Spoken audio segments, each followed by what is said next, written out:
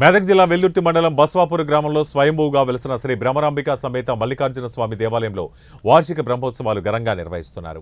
46వ వార్షికోత్సవాన్ని పురస్కరించుకుని స్వామివారికి పంచామృతాలతో అభిషేకాలు, రుద్రాభిషేకం, అష్టోత్తర నామాలతో పూజా కార్యక్రమం నిర్వహించారు.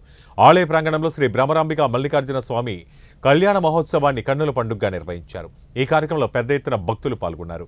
నర్సాపూర్ కాంగ్రెస్ నియోజకవర్గ ఇన్ఛార్జ్ ఆవుల రాజిరెడ్డి శ్రీ బ్రహ్మరాంబిక మల్లికార్జున స్వామికి ప్రత్యేక పూజలు నిర్వహించారు. అనంతరం అన్నదాన కార్యక్రమాన్ని ఆయన ప్రారంభించారు.